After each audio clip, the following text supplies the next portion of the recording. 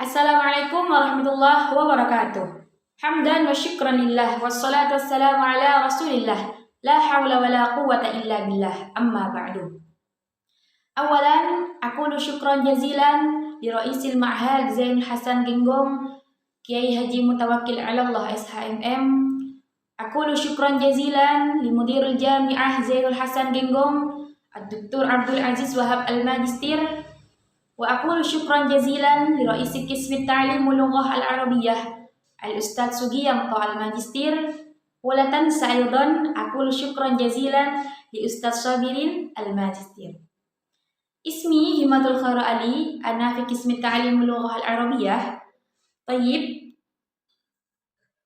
Di sini saya akan menjelaskan makalah tentang pengaturan iklim belajar dan penciptaan. Pengaturan kondisi. Di sini saya akan menjelaskan terkait tentang pengaturan kondisi dan penciptaan iklim belajar.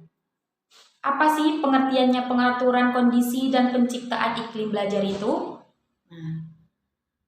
Pengaturan kondisi dan penciptaan iklim belajar merujuk pada upaya untuk menciptakan lingkungan belajar yang kondusif dan mendukung proses pembelajaran yang sangat efektif.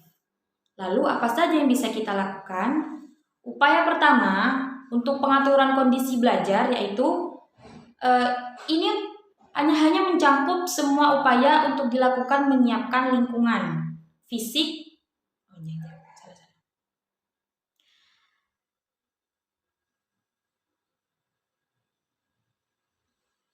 Apa yang dapat kita upayakan untuk mengatur kondisi belajar? Nah, dalam pengaturan kondisi belajar ini hanya mencangkup semua upaya yang dilakukan untuk menyiapkan lingkungan fisik dan psikologis yang optimal bagi siswa. Termasuk di dalamnya ada pengaturan ruang kelas, tata letak tempat duduk, pencahayaan, suhu, dan kebersihan, serta ketersediaan alat bantu belajar seperti papan tulis, proyektor, dan lainnya. Kemudian upaya apa yang dapat kita lakukan untuk menciptakan iklim belajar yang baik? Ini lebih menekankan pada aspek psikologis dan emosional dari lingkungan belajar. Iklim belajar yang positif pasti melibatkan hubungan guru dan siswa yang baik. Suasana kelas yang sangat mendukung dan sangat mengkolaborasi dan pasti mendapatkan partisipasi aktif dari murid-murid. Serta perasaan aman dan nyaman bagi siswa. Jadi siswa tidak merasakan kejenuhan dalam belajar. Itu yang dapat kita targetkan untuk menciptakan iklim belajar yang baik. Agar supaya mendapatkan hasil yang baik pula. Jadi kedua aspek ini saling berkaitan dan sangat penting untuk mencapai hasil belajar yang sangat optimal.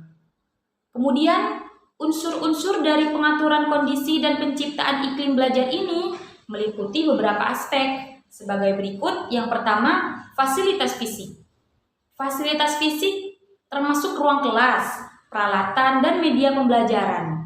Jadi ketersediaan meja, kursi, papan tulis, proyektor, semua prasarana yang berada di dalam kelas itu sangat mendukung sekali untuk menciptakan fasilitas yang sangat baik. Nah, itulah yang dinamakan dengan fasilitas fisik. Kemudian unsur yang kedua adalah kebersihan dan kerapihan. Karena kebersihan dan kerapihan ini sangat berkaitan dengan nyaman tidaknya guru dan murid untuk melakukan kegiatan belajar. Lingkungan yang bersih dan rapi sangat membantu menciptakan suasana yang nyaman dan kondusif. Kemudian yang ketiga, unsurnya adalah pencahayaan.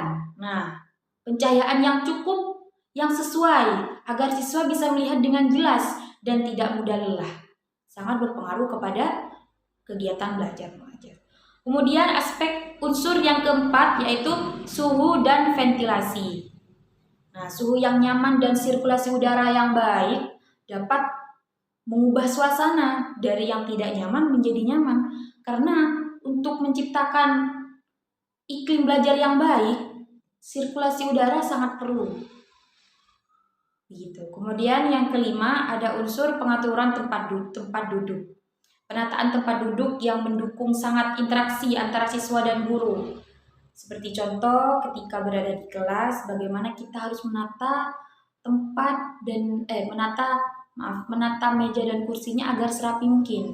Bisa dibentuk untuk formasi melingkar agar bisa terlihat semua kepada gurunya, bisa dibagi menjadi beberapa kelompok. Sangat penting untuk mengatur kenyamanan kegiatan belajar. Kemudian untuk penciptaan iklim belajar. Nah, unsur yang pertama ada hubungan guru dan siswa.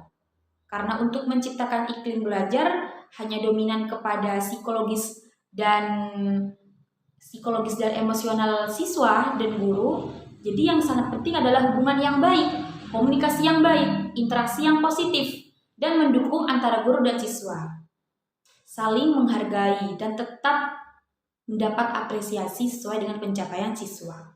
Kemudian adanya kolaborasi dan partisipasi, mendorong kerjasama dan partisipasi aktif siswa dalam kegiatan belajar mengajar. Jadi sebagaimana mungkin kita harus menjadikan suasana di dalam kelas itu aktif, tidak pasif gitu. Saling menukar pendapat dan bagaimana kita untuk menukarkan argumentasi kita.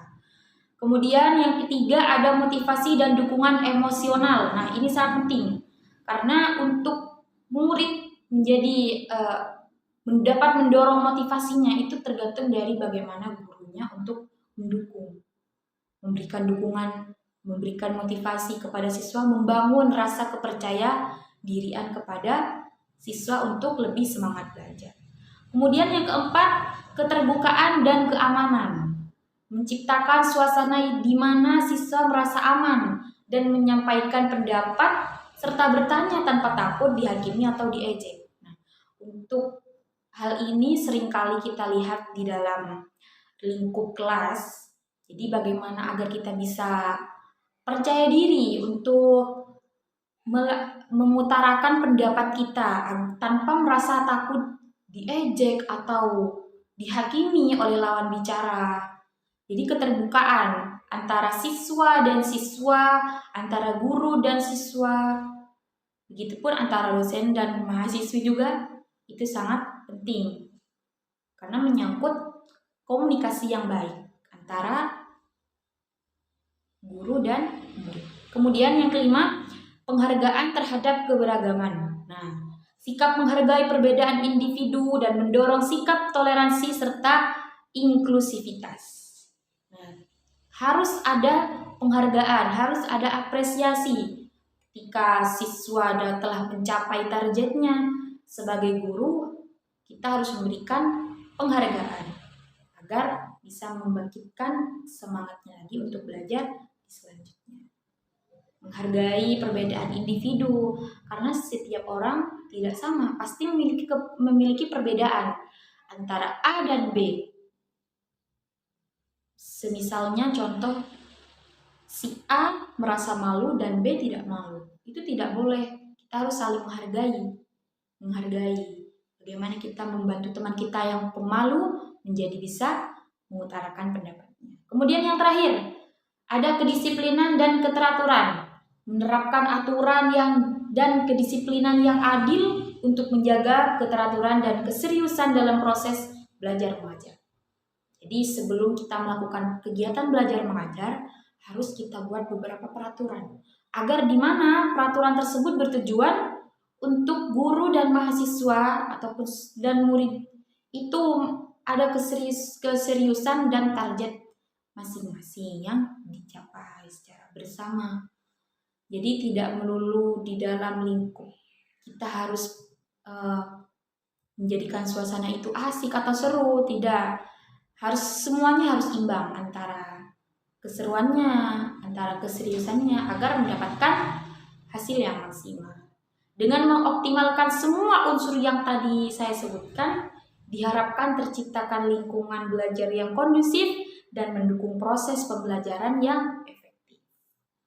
Untuk pendidik juga sangat penting memilih metode pembelajaran agar tidak ada kejenuhan dan siswa merasa aman, nyaman, dan merasa gembira karena mood seorang siswa dan mahasiswa itu juga berpengaruh. Jadi sebagaimana mungkin kita memilih metode untuk diterapkan di dalam kelas itu sangat cocok lah untuk diterapkan.